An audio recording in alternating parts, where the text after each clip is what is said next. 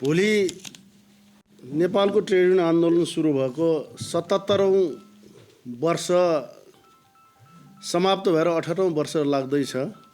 यही सन्दर्भमा हामीले 77औं वार्षिक उत्सवलाई भव्यताका साथ सम्पन्न गर्नुपर्छ भन्ने हिसाबले नेपाल ट्रेड युनियन महासङ्घले निर्णय गरेको छ।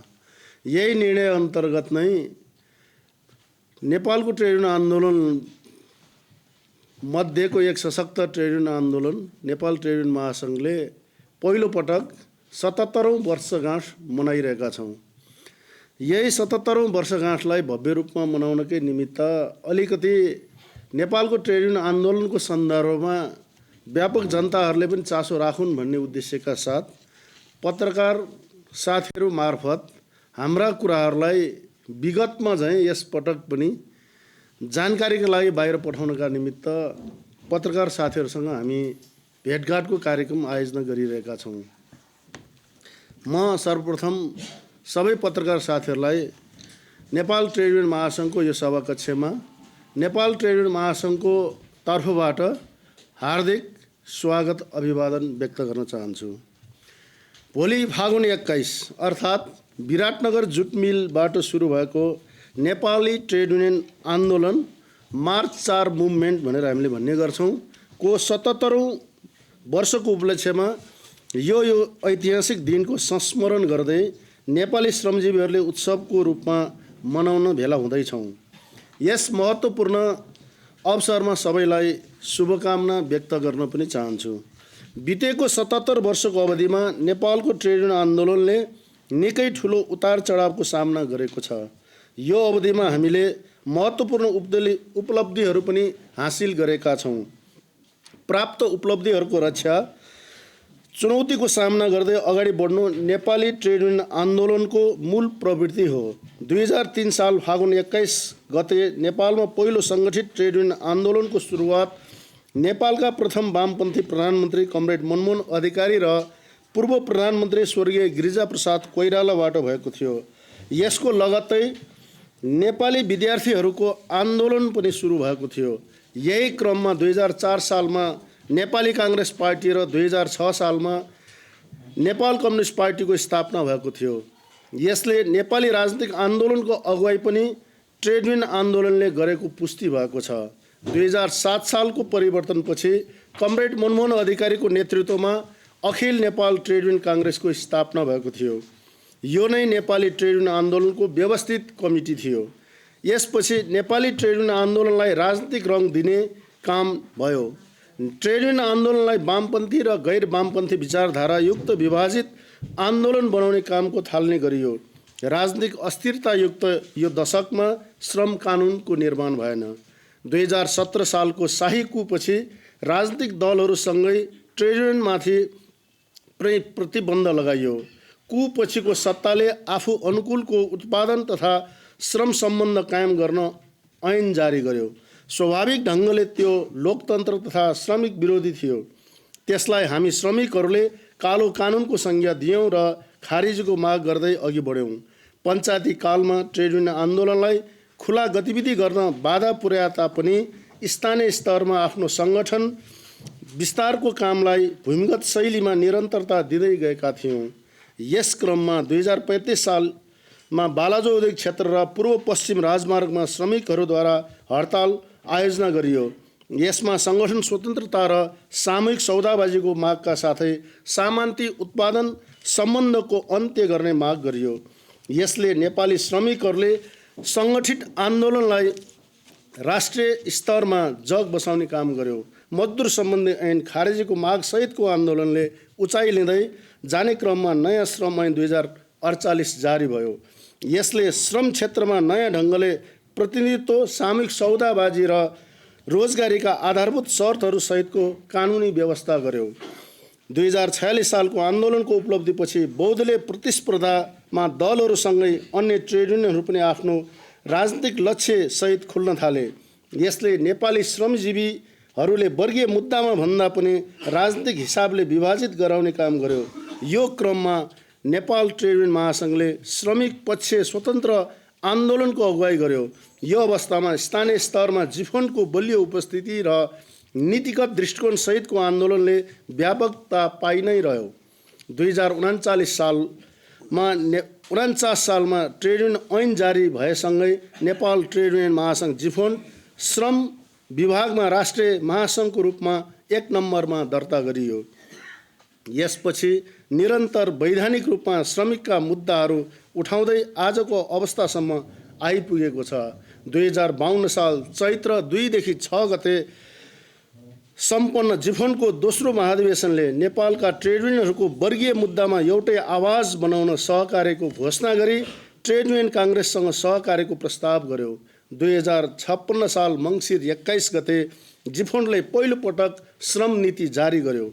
यो नीति नै नेपाली श्रमजीवी वर्गका लागि राष्ट्रिय नीति निर्माणको लागि कोसे ढुङ्गा हुन पुगेको छ। 2062-63 सालको जनआन्दोलनमा नेपाल ट्रेड युनियन महासङ्घ पूर्ण सहभागी हुँदै नेपाली राजनीतिक आन्दोलनमा सक्रिय सहभागी हुने काम भयो। यसपछिका दिनमा श्रमिकका मुद्दामा केन्द्रित हुँदै नेपालको संविधानमा श्रमिकका विषयलाई समावेश गर्न श्रम ऐन 2074, योगदानमा आधारित सामाजिक सुरक्षा ऐन जारी गराउन र यसको कार्यान्वयनमा निरन्तर क्रियाशील छ। नेपालको संविधानको स्पिरिट बमोजिमको समाजवादमुक्त लोक कल्याणकारी र समावेशी समाज निर्माणको लागि श्रमिक वर्गको हित र मर्यादाका लागि श्रम क्षेत्रभित्र सहभागिता, समन्वय र सङ्घर्षलाई सन्तुलित गरेका छौँ। जिफोनले सधैँ एकीकृत श्रमिक आन्दोलनको पक्षपोषण गर्न केन्द्रित हुँदै संयुक्त ट्रेड युनियन समन्वय केन्द्रको निर्माण र यसको परिचालनमा महत्त्वपूर्ण भूमिका खेलिरहेको छ। यद्यपि यो काममा अन्य महासङ्घहरूको सहयोग र सद्भाव पनि जारी छ। विद्यमान अवस्थामा एकीकृत ट्रेड युनियन आन्दोलनलाई अर्को ढङ्गले छिन्न भिन्न पार्ने कामको थालिने भएको छ। यस सत्ता गठबन्धनको आडमा नक्कली युनियन खडा गरी श्रमिकको सार्थक प्रतिनिधित्व गर्नुपर्ने स्थानहरूमा नक्कली युनियनहरूलाई उपस्थित गराई श्रमिकका वास्तविक मुद्दालाई ओझेल पार्ने काम भइरहेको छ। सामूहिक सौदाबाजीबाट प्राप्त उपलब्धिहरूलाई खोज्ने प्रयत्न भएका छन्। योगदानमा आधारित सामाजिक सुरक्षालाई फितलो बनाउने प्रयत्न भइरहेको छ। वैदेशिक रोजगारी बाध्यताको विषय बन्दैछ। अनौपचारिक क्षेत्रका श्रमिकहरूलाई विधिसम्मत ढङ्गले अभिभावकत्व ग्रहण गर्नुपर्ने निकायहरू आलटाल गरिरहेका छन्। श्रमजीवी महिला, अति विपन्न वर्ग र उत्पीडन समुदायको जीविका झन कष्टकर हुँदै गएको छ। हामीले घोषणा गरेको श्रमजीवी वर्गको सम्मानित र समृद्ध जीवन जिउन हामीले अझै धेरै अघि बढ्नुपर्ने खाँचो छ। आज हामी नेपाली ट्रेड युनियन आन्दोलनको स्थापनाको दिनको संस्मरण गर्दै अब उपरान्त यो दिनलाई मजदुरहरूको महान चाडको रूपमा मनाउने कुरा घोषणा गर्दछौँ। हाम्रो स्थापना कालदेखि उठाउँदै आएको एक वर्ग एक सङ्गठन एक क्षेत्र एक ट्रेड युनियनको नारालाई सार्थक बनाउन र संयुक्त ट्रेड युनियन समन्वय केन्द्रको स्थापना गर्दाको नारा विविधतामा एकतालाई सार्थक बनाउने काममा निरन्तर रहनेछौँ। श्रमजीवी वर्गका सबै खाले समस्यालाई समाधान गर्दै सुमधुर श्रम सम्बन्ध, औद्योगिक शान्ति र श्रमिकको सामाजिक आर्थिक रूपान्तरणमा लाग्ने प्रतिबद्धता व्यक्त गर्दछौँ। यी सन्दर्भहरूको माझमा भोलि फागुन 21 गते जिफोनले मार्च 4 आन्दोलनको 77औं वर्षको वार्षिक उत्सव मनाउन गइरहेका छौँ। नेपाल प्रज्ञा प्रतिष्ठानमा हुने सो भव्य कार्यक्रमको उद्घाटन पूर्व प्रधानमन्त्री तथा नेकपा एमालेका श्रद्धेय अध्यक्ष कमरेड केपी शर्मा ओलीले गर्नुहुनेछ। सोही अवसरमा जिफोनद्वारा अध्ययन गरी प्रकाशन गरिएको चुनौतीसँग जुझ्दै नेपाली ट्रेड युनियन आन्दोलन कृतिको विमोचन गरिनेछ। फागुन 22 गते उक्त अध्ययनमा आधारित रही अन्तर्राष्ट्रिय सहभागीहरू सहित नेपालको ट्रेड युनियन आन्दोलनका उपलब्धि, चुनौती र सम्भावनाहरूको बारेमा छलफल कार्यक्रम गरिनेछ। यो अवसरमा सबैलाई पुनः शुभकामना व्यक्त गर्छु। धन्यवाद।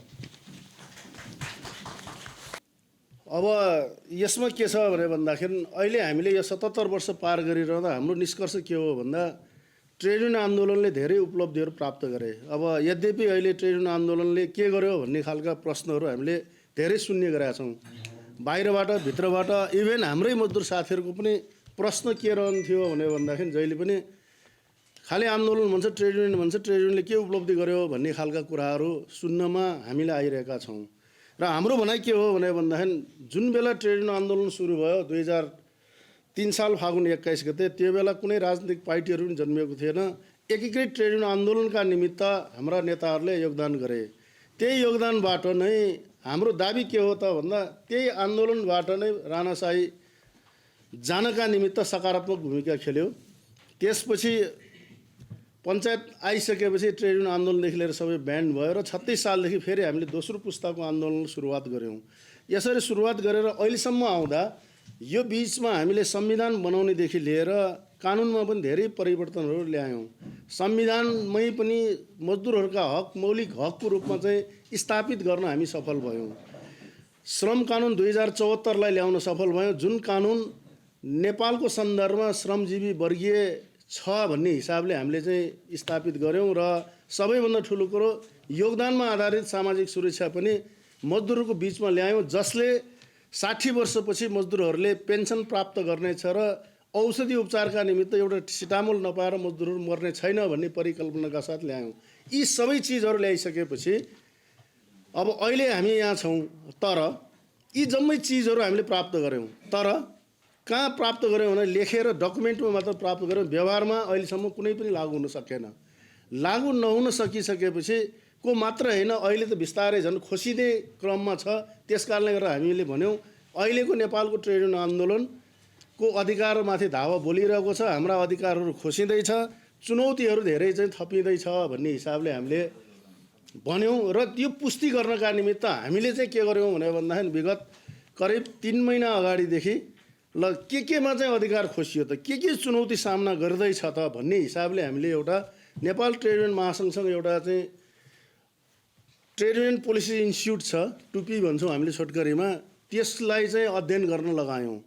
त्यो अध्ययन चाहिँ अब झन्डै 3 महिना लगाइसकेपछि के विषयमा चाहिँ अधिकारहरू खोसियो, के चुनौतीहरू सामना गर्यो, यो चुनौतीहरू सामना गर्दै गरेको ट्रेड युनियनले अब भावी कार्यदिशा के हुने हो।